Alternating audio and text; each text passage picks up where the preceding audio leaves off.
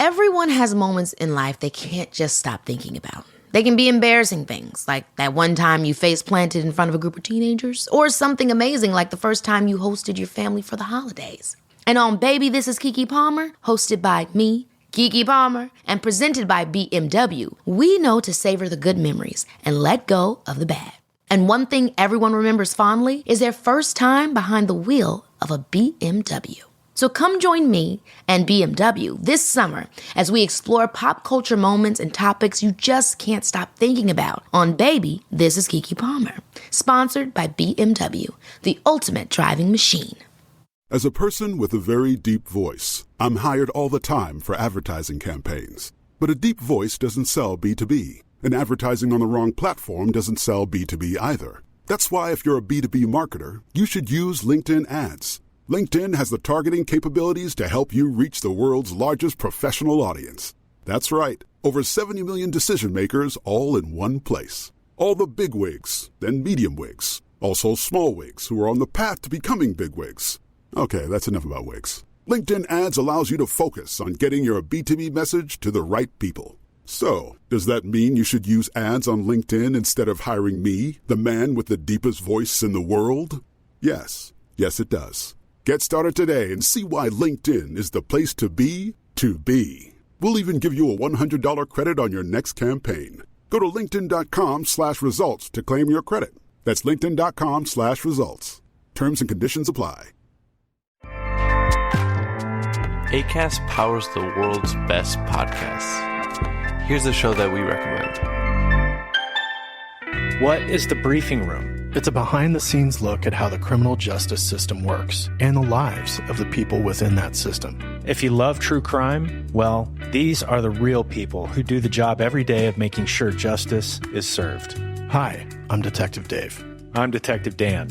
Together, we have decades of experience in local law enforcement, a profession that we think is often misunderstood.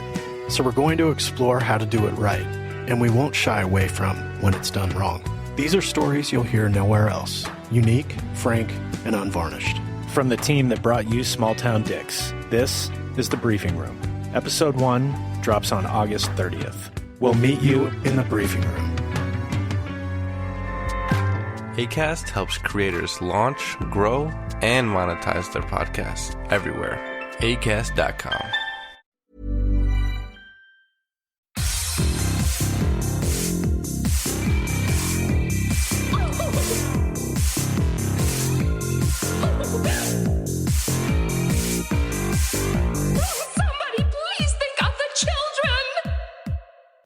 And welcome back to Scarred for Life, the podcast where we open up old wounds by looking back at the films that scared us as kids. I'm Terry.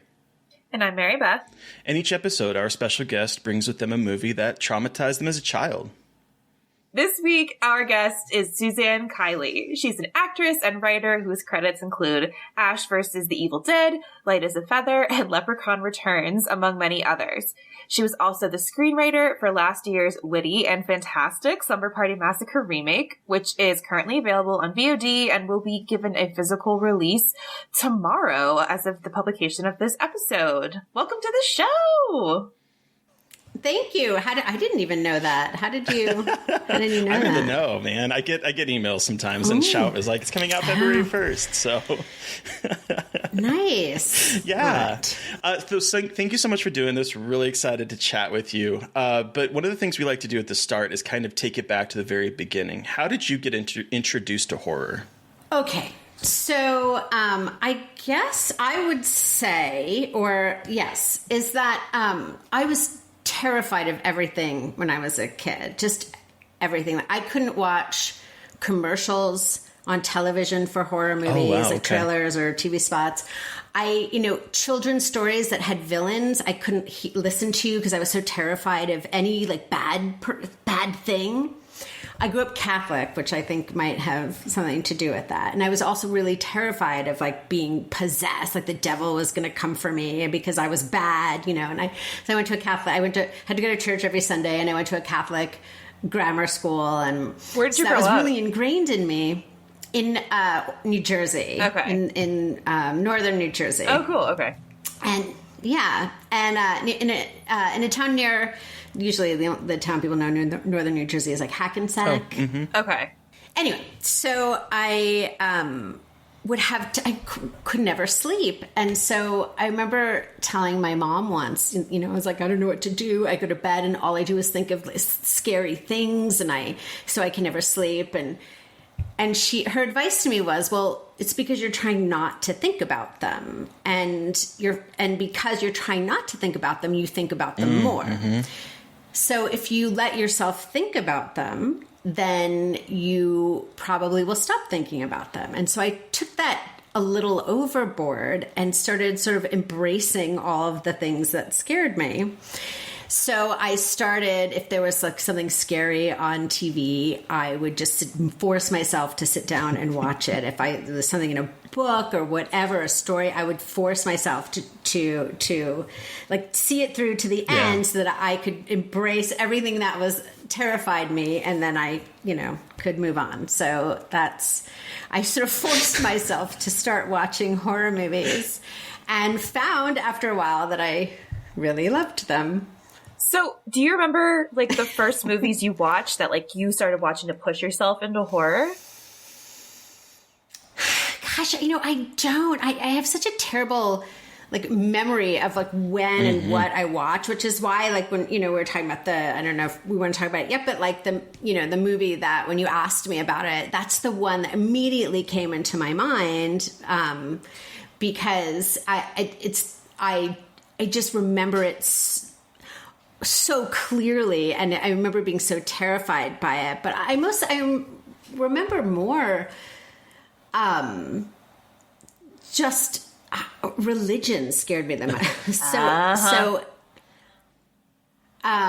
So anything. So I probably watched those the least, but no, I don't really remember specifically. The movies that I ended up I loved or. Yeah, I don't know. I can tell you ones that I love and remember, but I couldn't tell you the order of or why. So what are some of the ones that you remember really loving as a kid? Well, Poltergeist.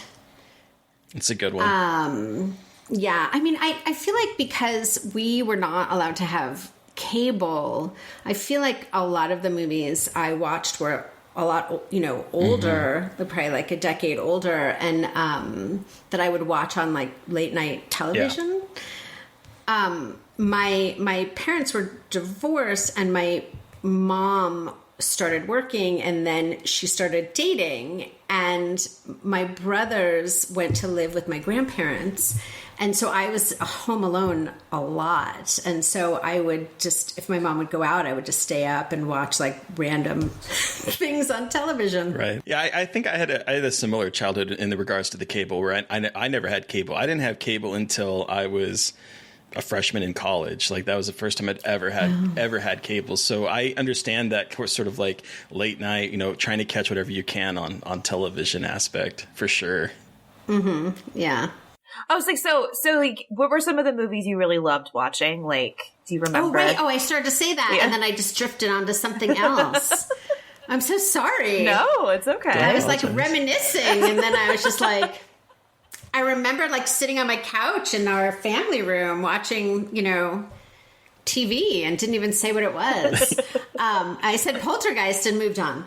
And what else? Oh my gosh, what did I watch?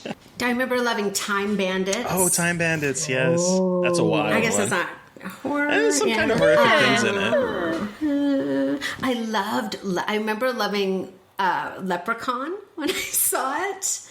I love showmanship in a movie. I love a monster, and I you know what I mean? I just love showmanship in general. And so like anything that's just like out there and bizarre I really appreciate. So yes, like something like Time Bandits that it just goes off the rails is something that I really appreciate.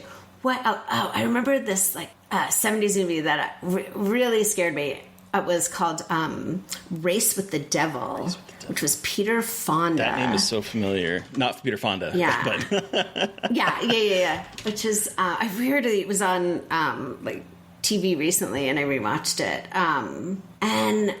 What? Oh no, I don't know. I'm just hemming and hawing. I don't know. What'll happen, because this always happens, is about 10 minutes from now we'll be talking about something else, and then I'll start yelling out movies that were really that I remember. Do. That happens. Please do. Yeah, please. Because now I just feel like I'm saying really old movies that weren't like I don't know. And now I'm looking. I was like, I wrote stuff down. Did I write? Oh. Gremlins. I actually wrote stuff down. So were you a child of the 80s? Okay. Yes. So was I. Yes. Oh, yeah, look. Dead Zone. Oh, wow. Fright Night. Fright Night. Love that one. Fright Night.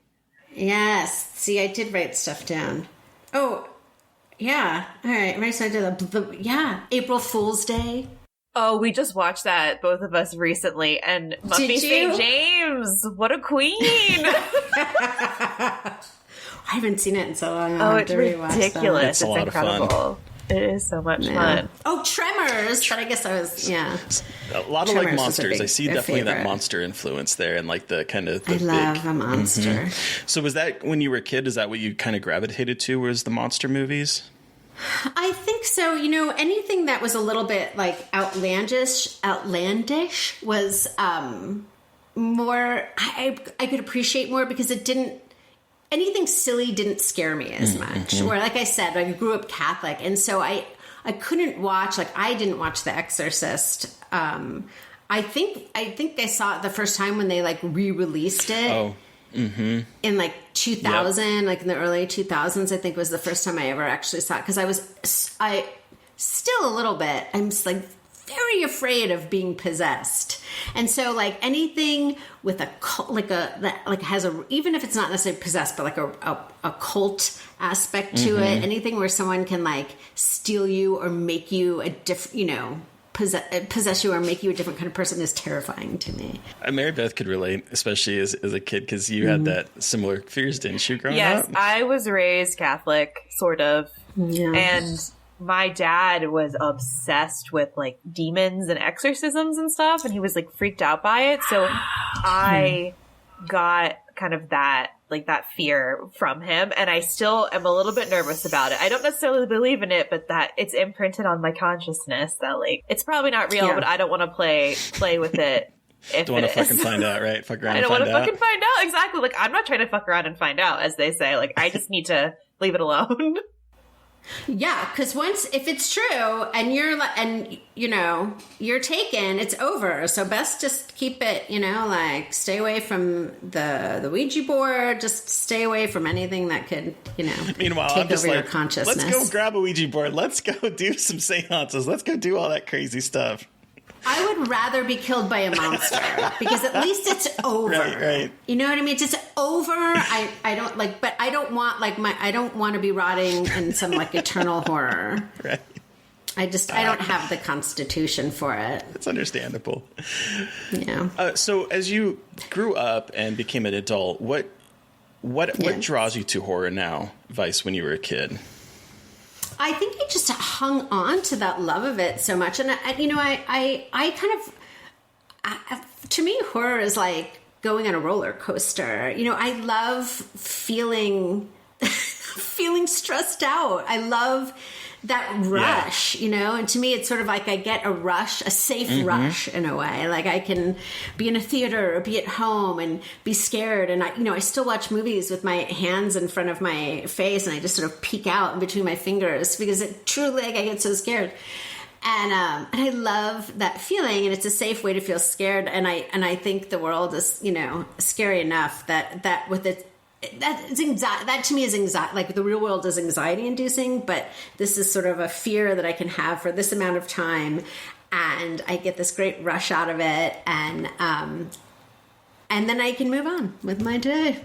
No, I love that because it sounds like you still get really scared at movies. Like you didn't lose that childhood fear that I feel like a lot of us have at this point, like in our lives. Yeah, I feel like there was a period of time where I started to get jaded about a lot of things, and movies especially. And, I remember, years ago. I don't remember them. Actually, I do remember, but I won't say. But there was a movie that I saw. It wasn't a horror movie, but it was a movie I saw and I hated it. And I remember going to, work and being like, ugh, I watched the worst movie I've ever seen. And this woman she's like, what was it? And I told her, and she was like, I loved that movie. And I'm like, oh, it was so dumb. And then afterwards, I said,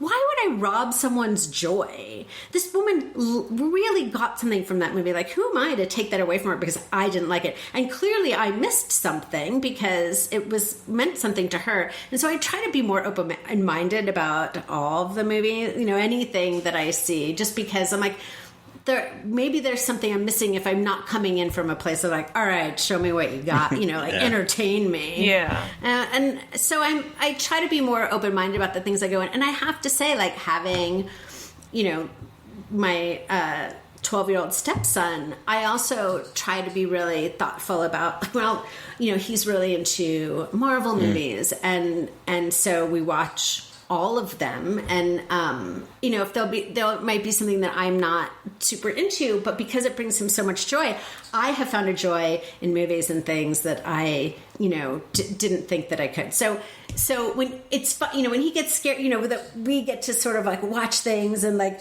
hold on to each other because we know something scary is going to happen, is still like sort of makes me scared again. That's awesome. Cool. I love that feeling. Yeah. Do you remember the last movie that really terrified you? There's a few, but the one that it is a couple years old now, but Hereditary was so terrifying. Take a drink, listeners. Yeah, it's like at least 50% of people say Hereditary because it's true, because that movie is fucking horrifying. David, my husband and I were in the theater at the time, and like I said, I watched so many horror movies, and I remember at one point like turning to him and saying, like, I don't know how much more I can take of this. Yeah. And he was like, I know, we can go. I'm like, no, I'm going to see it through. But it was so, and it combines, like, I don't want to spoil it for people that haven't seen it. But, like, fine. It was, you said that you've seen so many horror movies, it's hard to be shocked. And I was shocked by that scene when the little girl loses her head. Yeah. Yes. And then, like, the amazing, the son, like, just sitting in the car, I was like, driving. And I was like, yes, like, what else? Like, the shock, what else would you do if, like, it was and the scene where he's listening to her find the body in the car. Oh, my Like, are you kidding me? Like, I feel nauseous just thinking about it, because it's I don't think anyone was ready for that movie. I feel like we were all like, it'll be fine, and then it happened to all of us, and we were just like, thought it was gonna be a creepy kid movie. That's what I thought it was. Yeah. And then they bring in some weird cult and they throw the, possession thing at me. I'm like, this is everything that terrifies me. Yep. She's spider crawling across the wall, like it's cutting off her own head with, and then the head flying up into the treehouse. Just so much. It sounds so crazy when you talk about it out of context, because it makes sense in the movie, but you say it and you're like, this sounds like hot mess. Like, we were all on gibberish. acid or something watching this movie. Is what it sounds like. And the tone was so amazing. It really was like, oh, this is new. Yep. And I was just so that really terrified me. It's funny that I'm glad it's not just. Yep, no, that one comes up a lot, and so does Terrified. Have you seen Terrified, the Spanish language one? I'm writing this down. It's on Shudder. If you have Shudder, it's I do. Yes. That movie is the other one that comes up so much, and that one is a kick to the face. Yeah, that is one that I had to turn the lights on. That was one I actually had to turn the lights on when I watched it. And I don't do that anymore. Ooh. Yeah, it was fucking creepy. Ooh, maybe I'll watch it tonight. It's a good one. Let us know what you think if you do see it, because it's good. It's golden. I'm so pleased. That's the nice thing about talking to people. People that enjoy horror and movies in general. So, I like I said, I've seen so many horror movies, and then there's so many I still haven't seen. There's just it's incredible, and some sets of movies I haven't seen, and people will mention a movie. I'm like, I've never heard it. It's like I have so many on my radar that I need to see, but there are some I haven't even heard of. So it's so exciting when people tell me about a new movie, because I feel like I know everything, or I'm like, oh yeah, I've seen that, or oh, I'm not sure I want to see that one. But yeah, so I get very excited when I'm given a new title. It's a good one, let me tell you. Yeah. Someone told me recently, a friend of mine told me about a movie, and I highly recommend it. They're talking about monsters. It's a Russian movie called Sputnik. Oh, yeah. Yes, I was just talking about this with my fiance last night. That's so funny. Oh, it's what? Yeah. I watched. It's such a it's good one. wonderful. What, like a good. It's so good. I just wanted to cuddle that thing so badly. I just wanted to give it a little hug. But he was so bad. He was so bad. But he was so cute. He was so bad. I know. That's the worst, when cute things are bad. Yeah. That's the worst. That just reminded me of something else we were saying about. I thoroughly enjoyed that movie, but that opening scene was so wonderful to me, because it's just these two guys in the space shuttle or whatever it is, and having a conversation that doesn't seem like it's about anything, and it's like about everything that to come in the movie. And I love when movies are capable of doing, like, entertain me in just a random scene that means everything later. So yeah. Anyway, everyone should see it. I agree. Okay, so the creative side, how did you start? How did you get interested in writing screenplays, acting, doing all that kind of creative stuff? Yeah, so the writing part, I feel like was narcissistic, because I came to Los Angeles, because I was like, I'm going to be an actor, make a living acting, and that didn't go well. But I did do so. I found myself at one point in a theater company. And I was new to the theater company, and there were a lot of writers in the theater company, and they would write plays, and they would give out parts to the other people in the theater company, and they weren't really giving me parts because I was new. And I thought, well, I'm just going to write my own stuff and cast myself as the star. And so I did, and that's kind of how I started. I always enjoyed writing. I was always loved it, and would write poetry and short stories and things, and but writing's hard, and it's hard to motivate. And so seeing myself on stage was real motivation to write and finish things. And it's really narcissistic. And then, I would tend to write like things about, like, this was more, it wasn't horror actually, it was more comedy, but I always had this sort of like this religious bent about it. Like I remember writing once this play about, it was like a short play about this woman going on a blind date with Jesus, and he was terrible. That sounds awesome. I need that. It's incredible. That's an incredible thing you just said. It was a terrible first date. And so I wrote, so I would sort of write like weird things like that. And then I did a lot of improv and sketch comedy. I would took classes at the Groundlings, and I had this like 2-woman comedy show for a while. And ooh. Yeah, it was really fun. And I got to travel and all these things, but I wasn't making money, so I got a job working in reality TV. Oh, okay. And yes, I worked on a show called The Apprentice. Oh. Whoa. Yeah. And so that was interesting. Yeah, I can imagine. And I don't usually talk about it because I'm like, yes. But and then I got this job sort of producing this reality show in New Orleans, and was called like 13 Fears Real, and it was people, you're supposed to scare people in New Orleans. I was so unhappy, miserable. It was like in the middle of the summer in New Orleans. It was so hot. It was so. At one point, I remember it was like midnight, and I'm standing in the swamp, and there was a termite swarm. And the thing is, which I didn't know, is you shouldn't scream when there's a termite storm, because when you open your mouth, they just come right in. No. So that was bad. And then at one point, there was like a thing where there were I sort of helped produce the finale, and there were only a couple contestants left, and we were on this tiny island in the middle of the swamp, and it was like 4 a.m, and I foolishly was like, well, I want to see who wins since I, produced this episode. Yeah.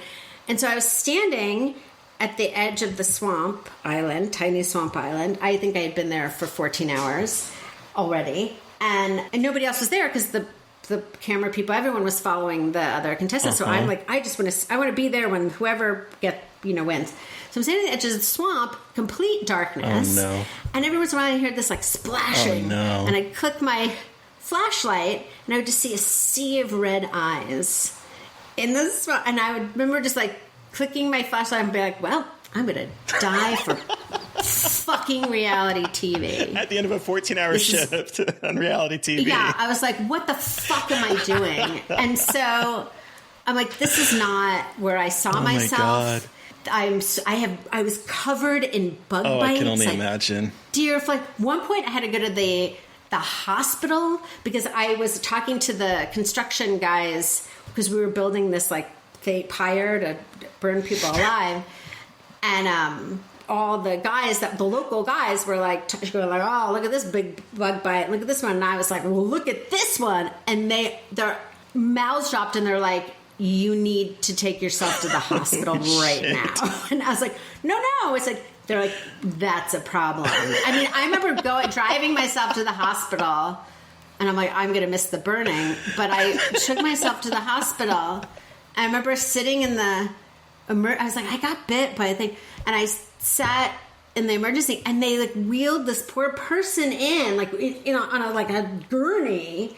And they took me first. Like, it turns out, like, a spider bite is worse. I guess, I don't know. Louisiana spider bite is worse, like, the poor person on a gurney. And it turns out, thankfully, it wasn't, I guess, one of the bad ones. It was just really bad. Anyway, this is my long way of saying, I remember thinking on the boat ride back to base camp that I didn't want to do this anymore. And that all this time that I had been acting, every time, on stage and between these gigs, people would always come up to me afterwards and say, well, like, what else have you written? And everyone was ever like, let me put you in my movie. They're like, oh, what else have you written? I'm like, maybe I've just been the signs have been coming.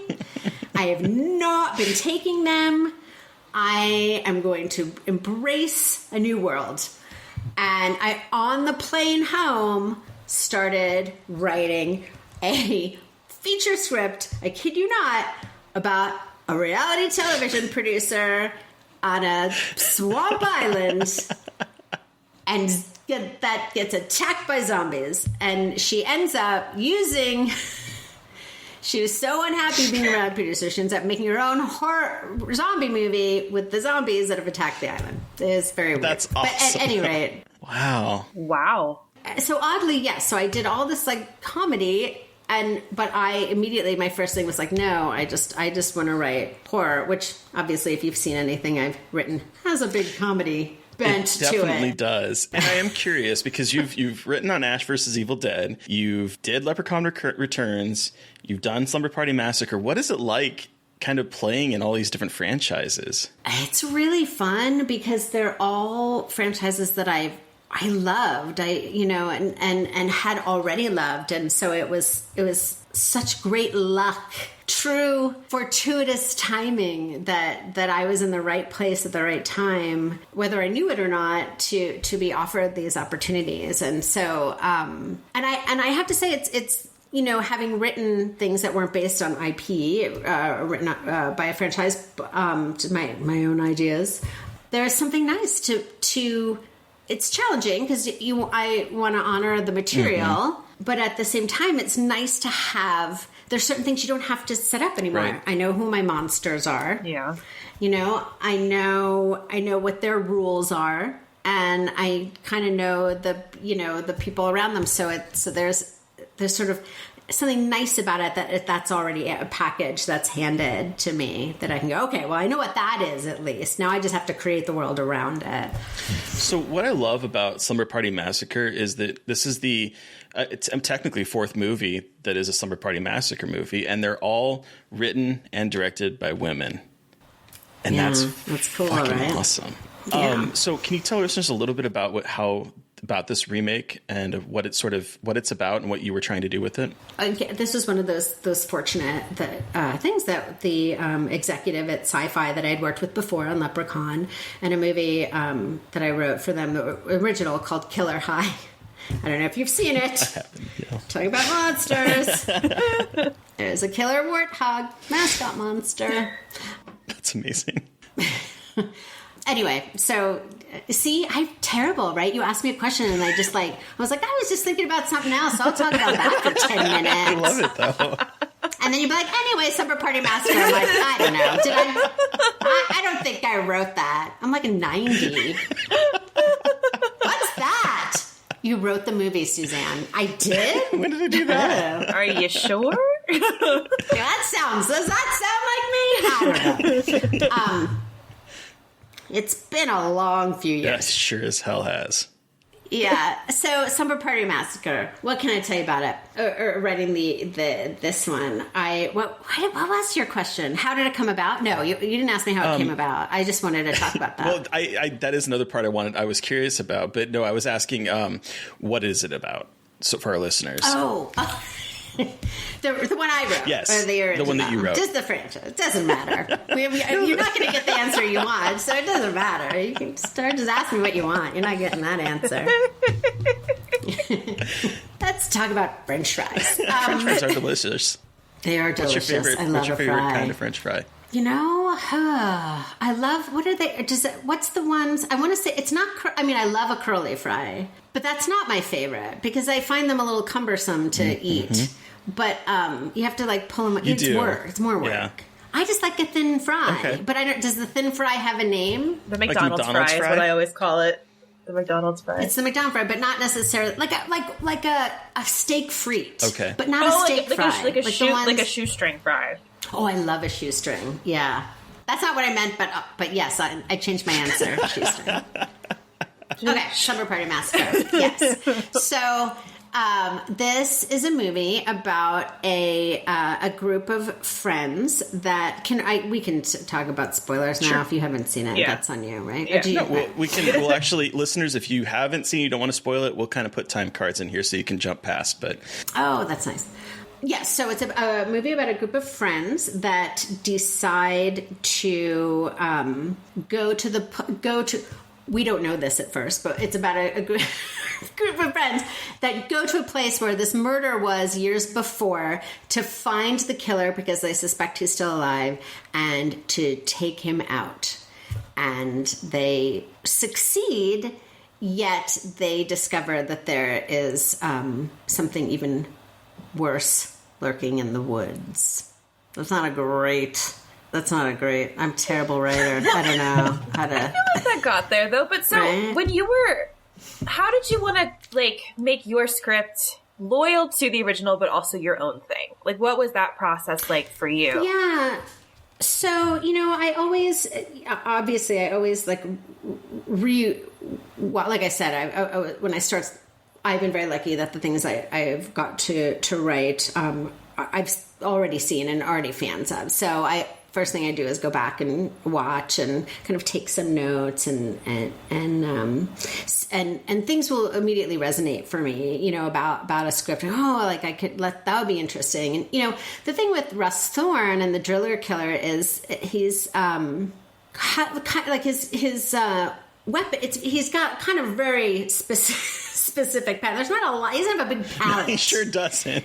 Yeah, and so I thought, maybe sometimes the most important thing really around a killer are the people, because beyond the monster is the people that are confronting the monster, whether they know it or not, and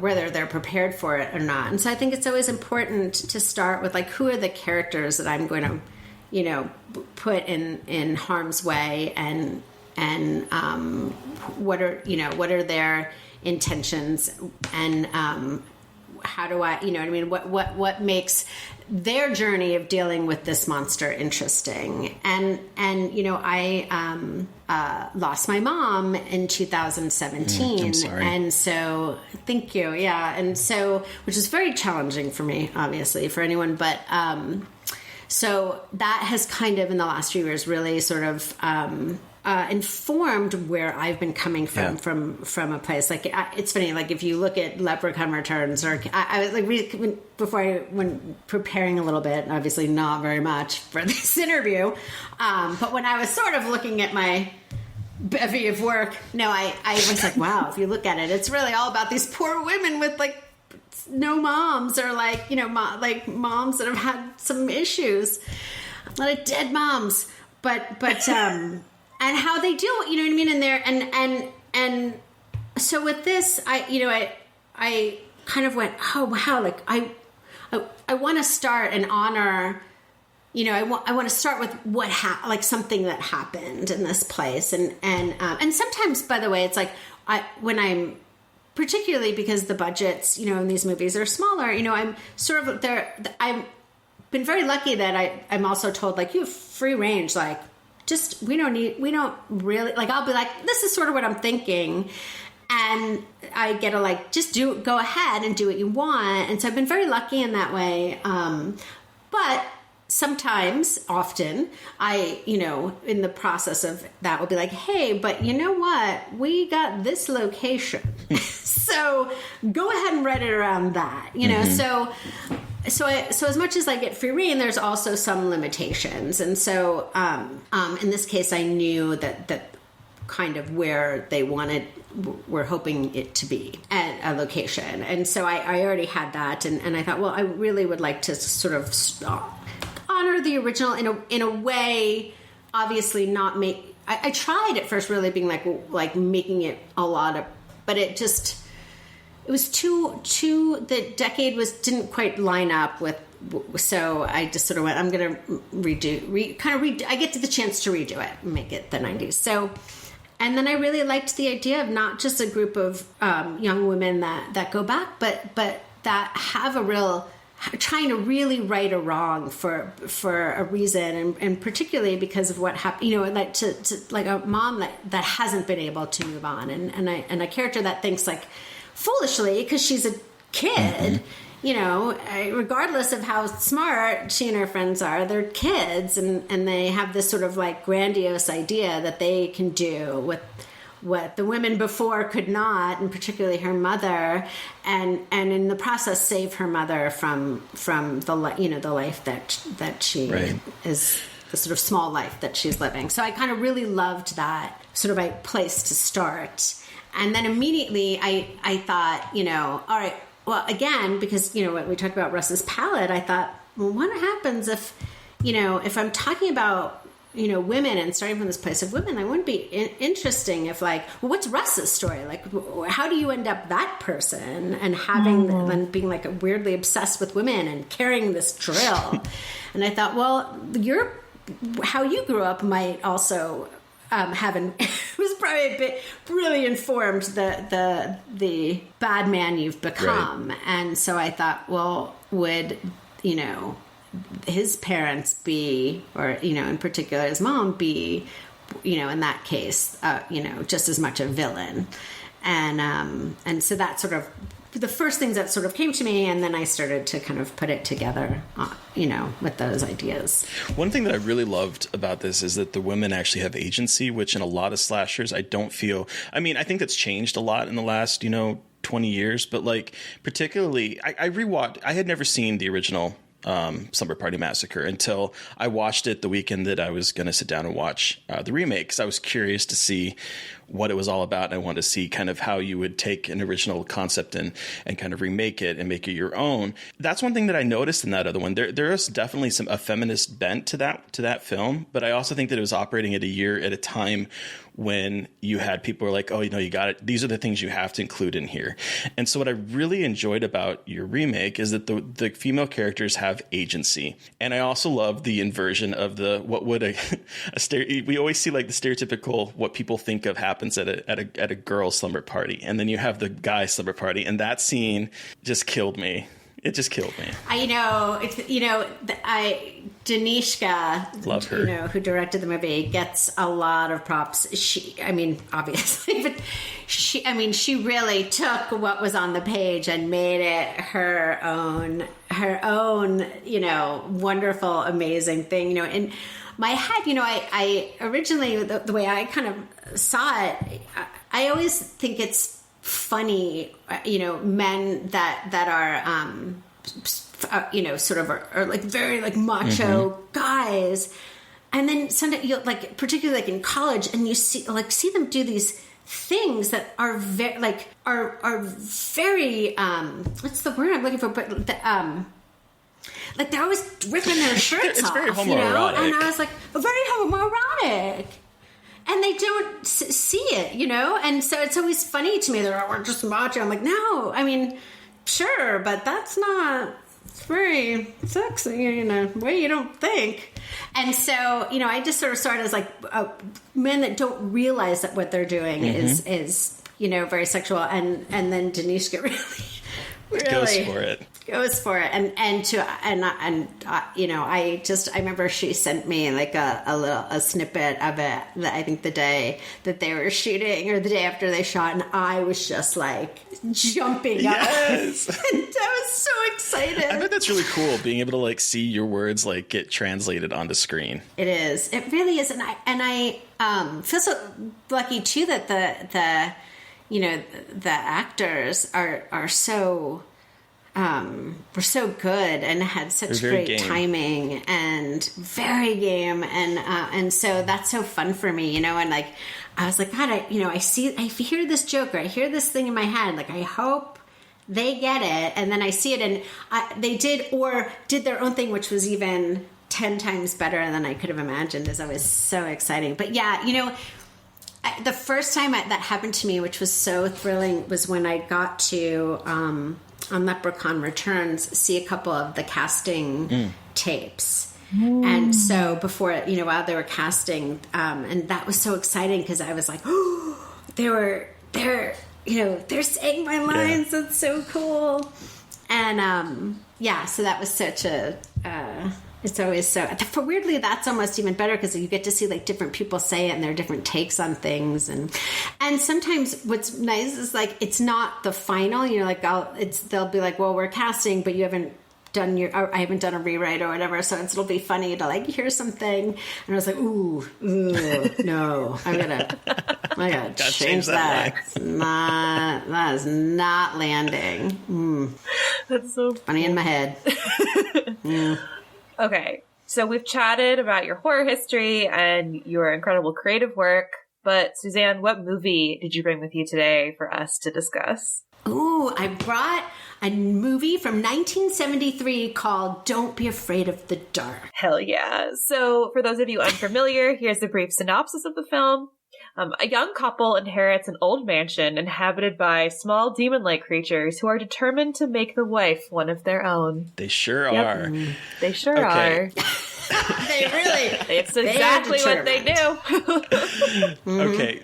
Their job. Yeah. Give us your horror story about this movie. Why is this your Scarred for Life pick? How old were you when you saw it? How did you see it? I want to know. Set the scene. Tell us everything.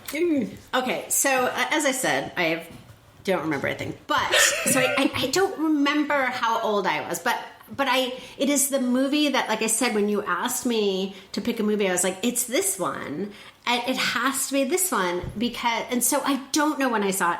My good assumption would be one night when my mother was out and I was home alone and I was like flipping channels and this was on, and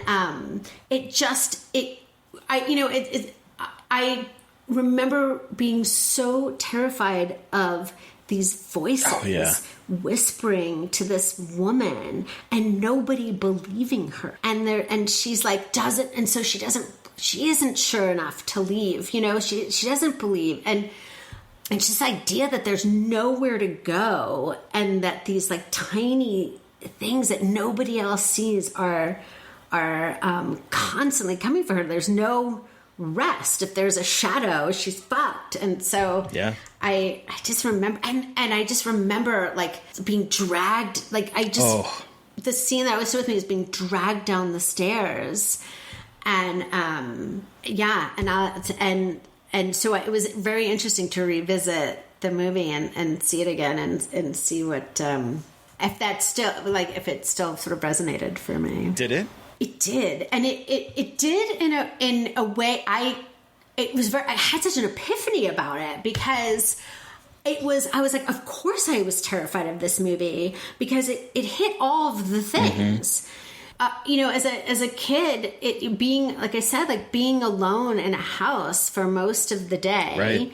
Or, I guess I went to school at some point, but often alone, where I would come home and I would, make myself something to eat, and I would walk home from school. I would, get a snack. I would sit in front of the TV. I'd do my homework, and I just like wait for my mom to get home. And I also remember never being believed about things, it's like, and always being sort of like, I'm always overreacting, and I feel like that was always a big thing with my family is I made too much of things. I was too sensitive. I was too, Yep. And so I was like, of course this terrified me that I've so connected to this woman who has this terrible husband.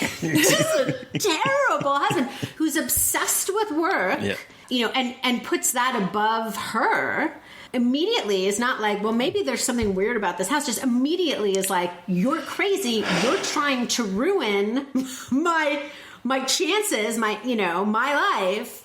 So be quiet, and her having to be like, all right, but I know my better instinct tells me something is really wrong, and shutting that aside because people telling her she's crazy. I think the casting in this is actually really good because the actress that plays the main character, I need to pull up Kim Darby. Yes, Kim Darby. She does not look like an adult. She comes across as like a 17-year-old. She's very young. And I was looking, I had to look up their age, and she was in her 20s and her husband was in his late 30s. He doesn't look like he was in his late 30s. He looks like he was in his 40s. But a lot of men at that time, at that decade, looked a lot older than they actually were. But that combined, his kind of looking older combined with her younger, I think makes her being like the perfect kind of proxy for kids watching this movie because she doesn't look much older than you could be, Yeah. That's a great point. Yeah. Because I was staring at her like first I was like, she looks like Linda Blair because she reminded me so much of Linda Blair. Yes, and then I was like, she looks so young. How? And I literally had to go look her up to see how old she was when she was filming this. Because like she doesn't look like she's out of her teens very far. You're right. And you're so right. That didn't even occur to me when I watched it. I was like, God, she does. She looks so young, and she's very, like, she doesn't really have like a lot of makeup. She looks very like anybody, she doesn't look like a movie star. She doesn't look like an actor. Yeah. She looks very like this young woman with and these fabulous caftans. And like that ginormous house, it's like the creepiest, most haunted house looking house to ever house. Like it looks like a gothic nightmare, but it's, oh my God. Yeah, exactly. And then, but it's really cool on the inside. Like I was getting big Suspiria vibes from like, especially the bathroom scenes and some of the lighting. Like it was so interesting to see different parts of the house looking a range of different tones, from like weird kind of mod bathroom to like very old fashioned living room and dining room. It was just a very interesting house that's way too big for two people. Yeah, it was and it was her grandmother's. And that was the other thing too that was so bizarre to me. Like, what a shitty grandmother. Her grandfather was sucked into this like tiny person hell. And she boarded up and was like, I'm going to leave it to my granddaughter and not fucking tell her. By the way, no matter what, like, the fabulous house, just, like, never open. Just never open it. Never. If anything's ever, like, nailed shut or covered, like, just don't open it. It's that way for a reason, and you don't need to find out why. Just leave it. Let it be, especially if the old handyman is like, do me a favor, But, like, why didn't he just say, like, yes, I know you'd sound crazy because he's like, if I say it, look what's happening to that poor woman. That's my question that I had watching this, because, like, I was watching with roommate, and we were both a little irritated, like, why don't you just tell her? Because if you had told her, but then I was like, okay, but really, what is he going to say?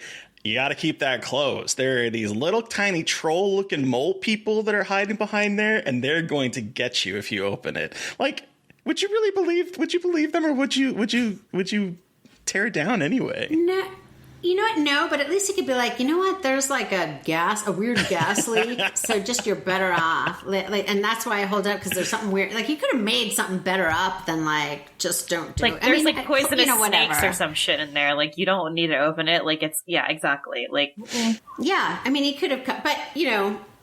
In fairness, his job isn't to come up with, fake stories. I do think that if someone tells me, those bricks are cemented 4 deep and reinforced with iron bars, I would be like, okay. Yeah. Part of me would be like, okay, I'm never going to touch that. But the other part of me, I'll be honest, that part that wants to go play with those Ouija boards and hold seances, be like, let's open it up. What if there is something in there? I love that but, like, she's so meek in this movie. This is the one point where she's like, I do what I fucking want, and, like, bashes it in. And she's just like, well, she basically brings about her own destruction, but at least it's the one thing that she's able to do. But then at the same time, it can also feel like women meddling in things. Like, this is what happens when women take things into their own hands. They get carried away by the mole fairy creatures into the wilderness. She didn't listen. She didn't listen to her husband. She's unruly. She's not, like, listening to the men who told her. Yeah. This movie is so... I was just surprised at how much it was like, women are crazy. Or, like, not even that, but, like, how people think of women as crazy and, like, don't ever believe them and treat them like garbage. But that's what I think is also so great about the movie is yes, it does have that, like, yes, it's saying women are crazy, but also they have a reason to be. Yes. And we're not, and, like, you weren't listening, you weren't paying attention to what you just assumed she was nuts. And you know what? Now you lost your wife. And your house, probably. Good luck with that. And I love, like, he sort of turns at the end where it's like, oh, now that, I can't get in and the designer is dead. That poor guy. One of the other things about the movie that we had in my house growing up in New Jersey, we had those wall... They weren't like, it's not like a wall heaters, like that just, they were small and lined sort of one wall of the rooms in the house. And they made these weird banging noises. Yep. And so that, to me, was another reason that was so weird is just like, there was always this, thing like, is something living in the walls? Because it would make, and it would always go on at, like, the weirdest times, like the middle of the night. And what's so funny is I remember when I was a kid having this terrible dream of a black cat opening my window and trying to get in to get me.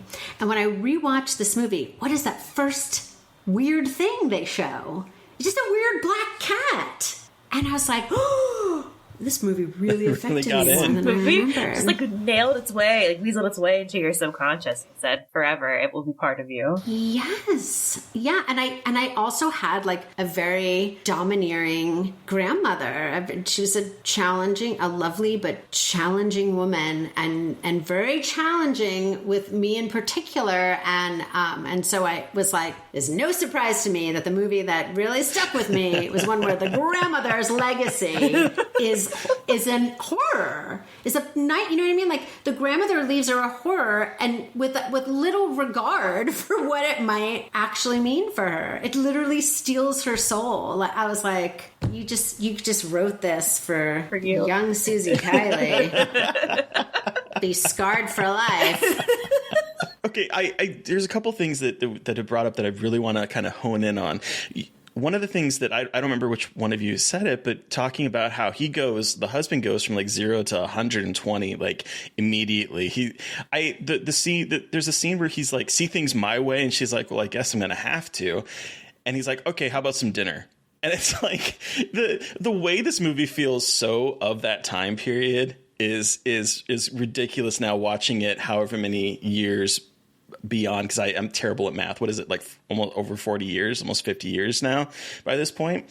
And just like that dinner scene where he sits down with her and he's like, do you want this for me, this partnership? And she's like, of course I do. It's everything you worked for. And then she tries to like reason with him, saying it's all consuming. I wish you had more time and energy. And what's funny to me watching this was his response about like saying like, well, I will have more time. I promise. I just need to get through this. I need to go to San Francisco, get this promotion, and then I'm going to be handling this trust fund. And I'm just like, okay, I'm not hearing any time for your wife at this point, because you're going to get this promotion. You're going to be the one handling this trust fund. Yeah, you're going to have plenty of time at that point. But it's this all consuming need for him to have success. And she is just like attached to him, because at the dinner party later on, there's the one guy that says like, what was the line? Oh, like, how does it feel to be with someone, with a husband with a great future? Yes. Like, her, doesn't matter what she's interested in, doesn't matter anything about her. It's like, you have a husband who's making big things, and that must be great for you. And I'm just like, wow, this movie has this point of view, and I do feel like it is sort of kind of critiquing it in a way that surprised me for a movie in the 70s. Yeah, I agree. I mean, perhaps we're just taking that from it and it wasn't the intention, but it did really feel like that was, I mean, of course it's commenting on it. It's this, this woman really is being tortured and I remember like when you were saying that, I remember at one point she thinks it's mice or rats or something. And that is even like, he can't, it's like, oh, she's overreacting because there might be a mouse, in the kitchen. Anybody would freak out if there was something living in the kitchen. You know what I mean? Yeah. Like, at no point someone's like, well, it must be like, you know what? I'll ask around for a good exterminator. No. Like it's all like from the get-go that she's a problem. Well, and meanwhile, lucky for him, she's brought a home to them, and then he's like, oh, I wish it was a condo.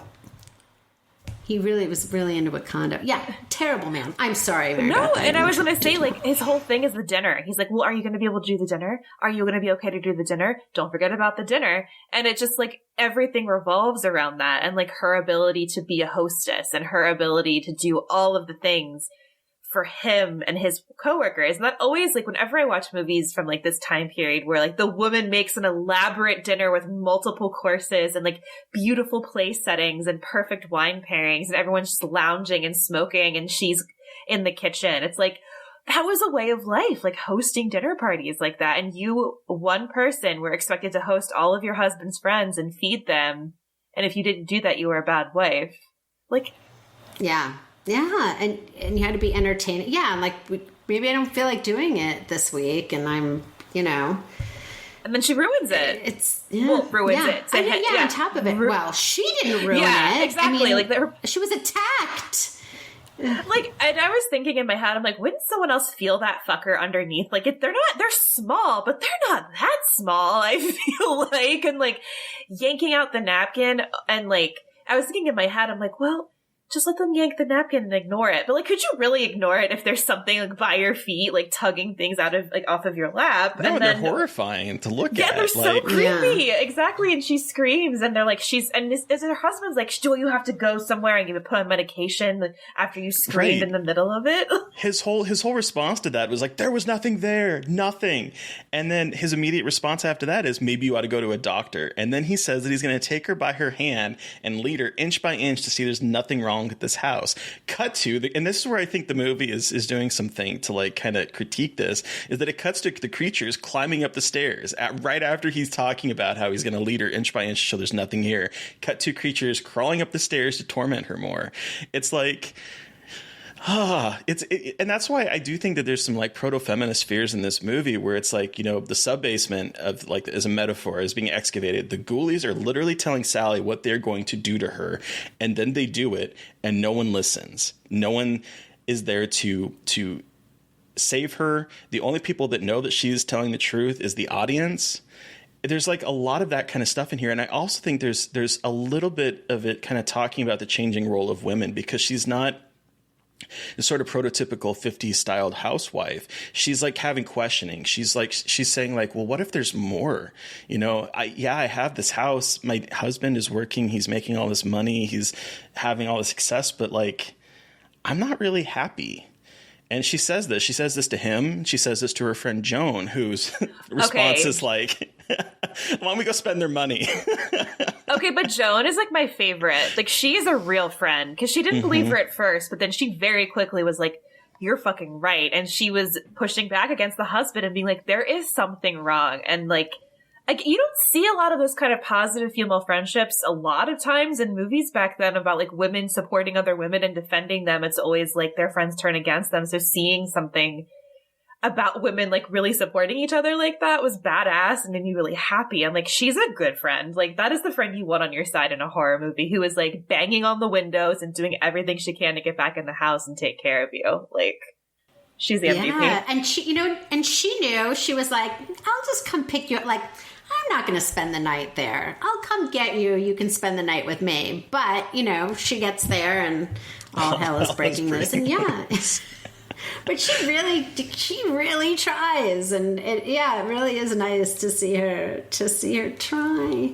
But she had that great line, didn't it, at one point too, when they were shopping, where she says something and she's like, I know we're supposed to be feminists. Yeah, she talks about women's lib. I feel women's lib, yes.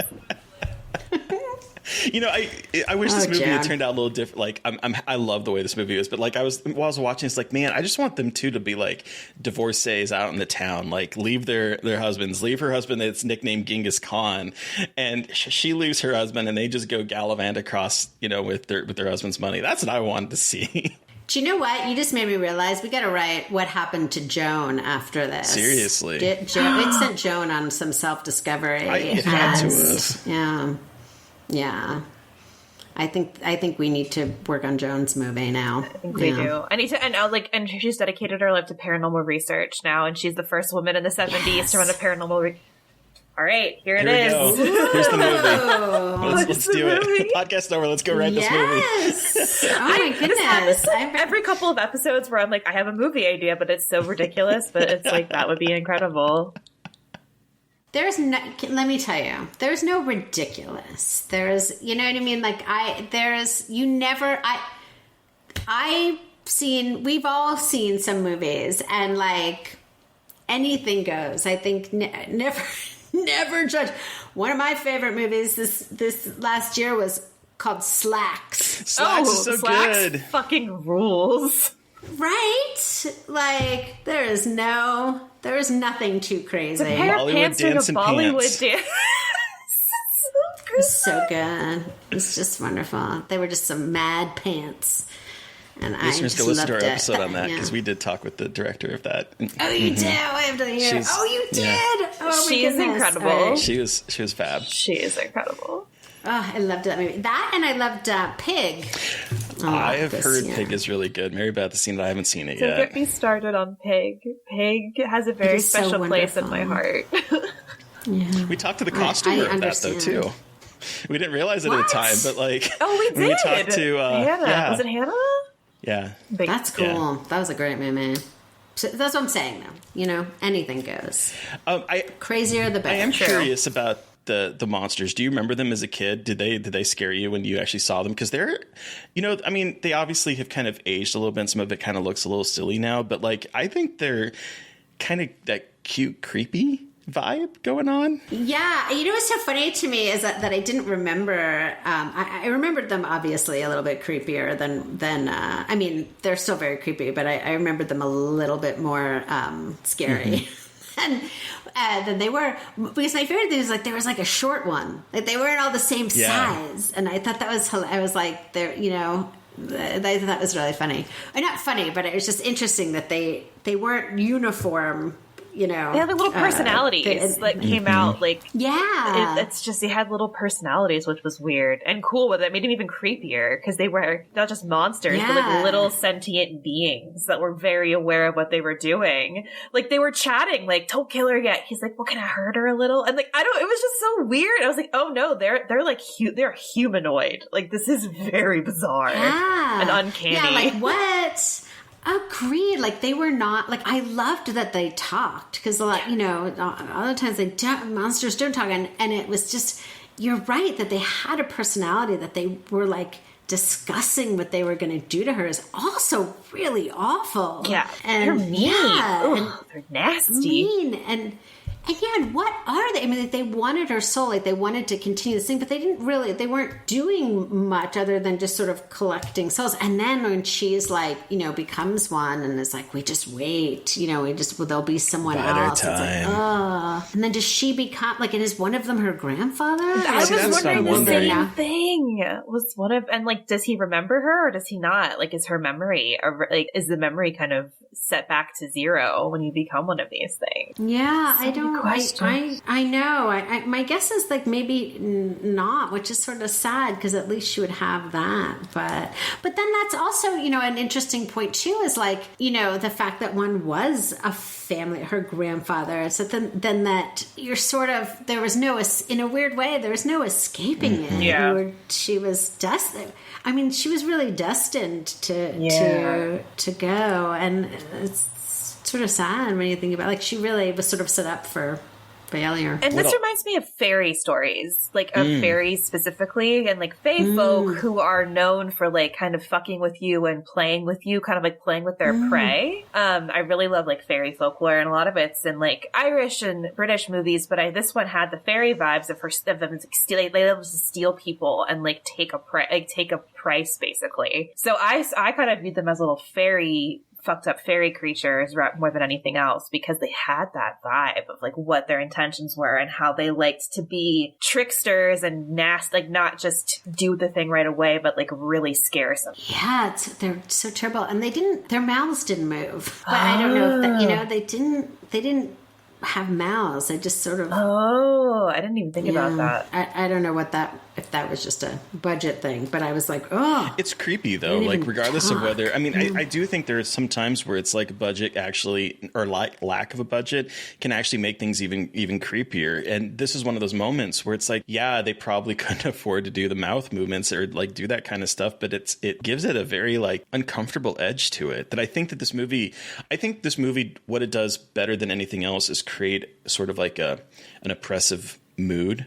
And it starts it from the very beginning with, you know, we kind of talked about the kind of creepy house, but the way this movie opens where the camera is like pouring in and you just expect it to be sort of like a, you know, a Hammer movie or like the, you know, the 1930s like Universal Monster movie where it's a creepy house and there's like fog and stuff and there's a craggy tree out front and all you hear are the whispers of like, will she come? It's just a matter of time. But like it's that vibe that is established from the opening frame and it continues through the entire movie. And I think that I was thinking about this in particular because last year, well, I guess it's 2 years now almost, we talked about another made-for-TV movie from the 70s, Salem's Lot. And when we had talked about that movie, I had found an interview with Toby Hooper, who was talking about, you know, because he's known for Texas Chainsaw Massacre, you know, eventually going on to do Poltergeist. And this movie is so different from those because it was a lot more restrained because you're making it for television in the 70s on broadcast television. And so there's that he's like, you had to be more on like tone and more on suspense and that kind of stuff than you were on anything else. And I thought about that as I was watching this movie because it's the same way. This film has, you know, there's not a whole lot of on-screen violence. There's definitely a lot of suspense and there's definitely like that kind of atmospheric oppression that I think this movie shares with Salem's Lot. You know, what I find so cool about, you know, the cabin in the woods is such a cliche. It's such a useful place for a movie because, like you said, you're alone. Mm-hmm. And what an interesting thing that you can have a house in the middle of a city and still be so oppressed that you might as well be in the middle of nowhere, right? Because it's worse. It's like if you just you know, if you just felt that you were able to leave, you'd be okay. But she feels so oppressed and so alone that she keeps going back to the thing that's literally trying to steal her away. Yeah, she has nowhere else to go, and that's she gets a little bit of reprieve when she goes out with Joan to go spend, the money. But like, that's about her only time that we ever see her outside of the house is that one moment. The rest of it is pretty much she's stuck in this house, not, being completely ignored. I am curious, have either of you or both of you seen the remake? I have not. Well, I remember this movie was like one that like really affected Guillermo del Toro, who produced that movie. There was like an interview with him at usatoday.com where he was talking about how it was something close to his heart for a very long time. And he says that my brothers and I would pursue each other in the house saying, "Sally, Sally," a taunt used to torment Darby's character in the original. We thought the movie was the most terrifying thing on earth, and I want to honor what works so well in that film. And I was thinking about this, Mary Beth, because you talked about the fairy tale aspect of these creatures. And he really leaned hard into giving them in the remake kind of a backstory as to what they're doing. And they are these little fairy tale creatures. And so he kind of... I remember it being fairy. I remember seeing the ads and it being like they looked more like little fairies. I don't think the movie completely worked, but interesting. It had some really good moments in it, I thought. Yeah, sometimes for me, I'm okay with not knowing. Sometimes I think it's scarier to not know why someone wants to do something or monster wants what it wants. I think there's something scarier in just knowing that it's going to do it regardless, because it doesn't matter. Like knowing doesn't change what they're, what they're going to do to you, I guess. Yeah. But yeah, there's something kind of interesting. And that, like, is it just that this house is unfortunate and was like on some hell pit or something, and that portal because it was so weird. Like when they got in, they kind of look up and down. It just seemed to be this endless, it was just this like cavern. It wasn't a real fireplace. That's what. Yeah, I was just thinking about that because like it's a fireplace, and you look in there, and there's like no top and no bottom, and you're like, wait, what? Yeah. What is this? Where does it go? Yeah. Because nowhere good. I would just love the idea of it being like a pass down from generation to generation, the family's deepest secret that no one tells anybody else. They just sacrifice somebody to the weird fairy pit every generation or something. Yeah. It's almost like the grandmother had that like, well, I had to pay my student loans, so, so you all my have granddaughter should pay him too. Yeah, like I had to lose my husband, so you're up next. You're gonna have to. Yeah, you're gonna have to. Someone in your family is gonna have to lose their soul. Like, no thought for why can't we all be happy? One thing that I noticed on watching this that like I was like, I don't know, maybe this was like a reshoot or something, but did you all notice that when Joan was outside, it looks like it's broad daylight when she's trying to break into the house back in? No, she's like outside, and it is supposed to be like midnight. It's middle of the night, and she's outside because the creatures have cut the power, and so the house is dark, and she's outside while poor what's her name? Poor Sally's on the inside, and it is like literally bright lights outside while she is moving around the house. And then it cuts to the husband driving, and it is completely dark out. And I was like, oh, did this get a reshoot, or how did that happen? Because it was really distracting me. I was like, what is going on here? Did they just have like a big like spotlight on her to make sure that people could see what she was doing? I don't know, but no one else noticed that? You're right. No, I don't think I did not notice that, but... No. Huh. Yeah. Well, now you've ruined it for us. Thanks, Cherry. Damn it. No, I don't like the movie. No, I didn't. Apparently I was too into it I did not notice at all. But that did remind me of one thing, speaking of lighting, which I actually thought was quite cool, was how the things had like there was like a green light. Oh, the green light. Oh, That yes. What a cool, I was like, wow, I'm going to steal that. Like, what a great little bit where it's like, even if you don't see it, but just to know, like, it's sort of a Pavlov's dog. I was like, oh my God, the green light's there. Yep. Oh my God, like they're here. You can't see them. I don't hear them yet, but the green light is here. Yep. I thought that was such a great. It was really cool. Movie visual, that they have a light that surrounds them. Terry, how many gaslit wives out of 5 do you give Don't Be Afraid of the Dark? This movie surprised me. I had not seen it before. I had seen the remake, and I thought the remake was decent. So I wasn't really sure what to expect with this, particularly since it was a made-for-TV movies in the 70s. But I have to say that it really worked for me. I love the creepy, cute creatures. I love that oppressive atmosphere that it grabbed me from the opening scene. From the very start of the movie, I was like, ooh, something bad is going to happen.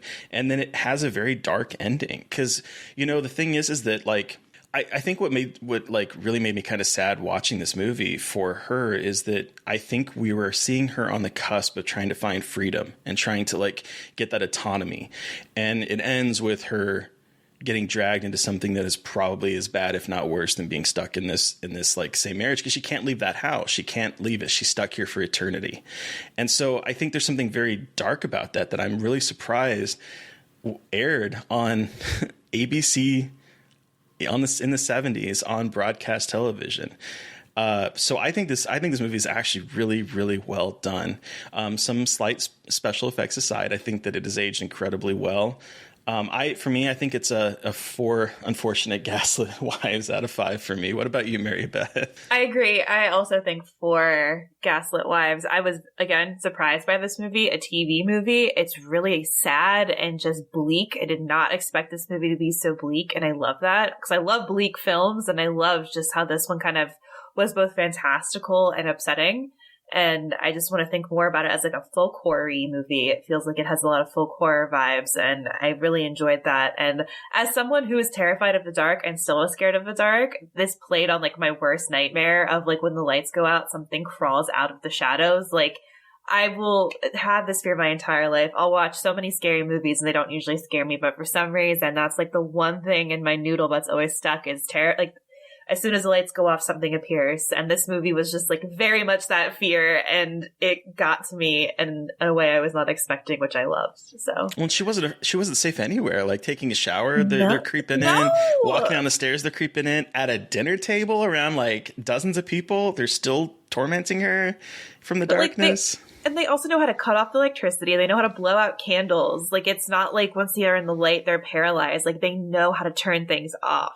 You're not safe because they understand how all that stuff works.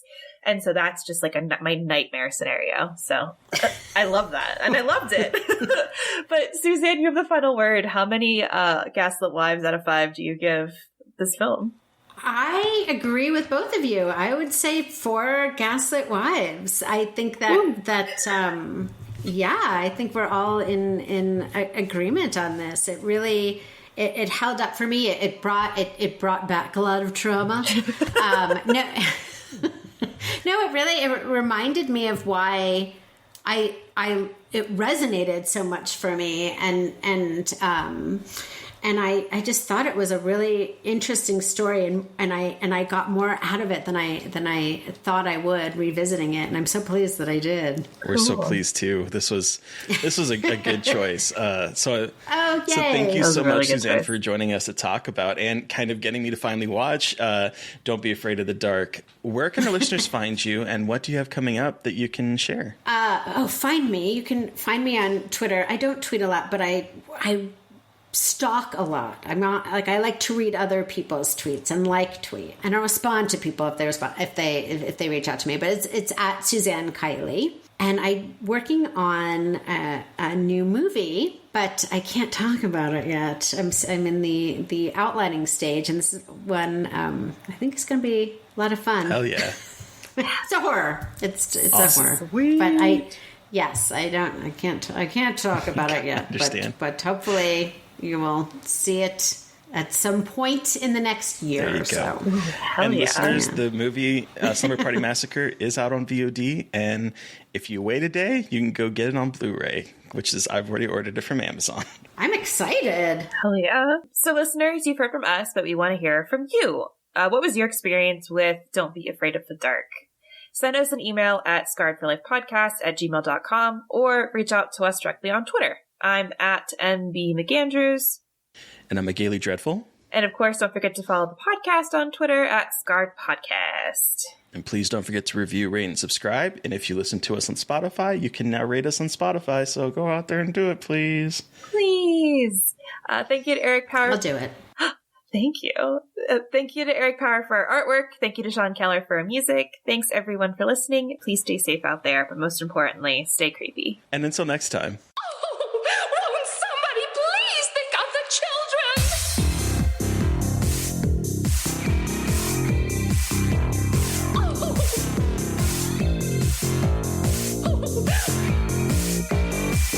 Won't somebody please think of the children?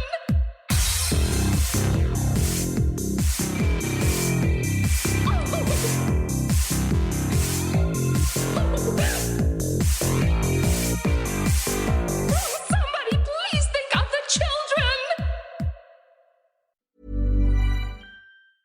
As a person with a very deep voice, I'm hired all the time for advertising campaigns. But a deep voice doesn't sell B2B, and advertising on the wrong platform doesn't sell B2B either. That's why if you're a B2B marketer, you should use LinkedIn ads.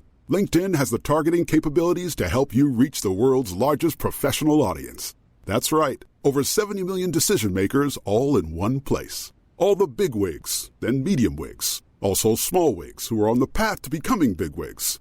Okay, that's enough about wigs. LinkedIn ads allows you to focus on getting your B2B message to the right people. So, does that mean you should use ads on LinkedIn instead of hiring me, the man with the deepest voice in the world?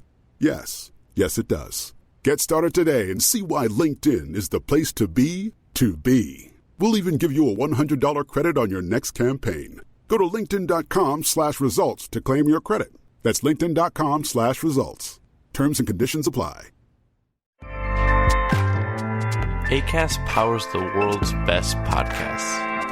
Here's a show that we recommend. What is The Briefing Room? It's a behind-the-scenes look at how the criminal justice system works and the lives of the people within that system. If you love true crime, well, these are the real people who do the job every day of making sure justice is served. Hi, I'm Detective Dave. I'm Detective Dan. Together, we have decades of experience in local law enforcement, a profession that we think is often misunderstood. So we're going to explore how to do it right, and we won't shy away from when it's done wrong. These are stories you'll hear nowhere else. Unique, frank, and unvarnished. From the team that brought you Small Town Dicks, this is The Briefing Room. Episode 1 drops on August 30th. We'll meet you in the briefing room. Acast helps creators launch, grow, and monetize their podcasts everywhere. Acast.com.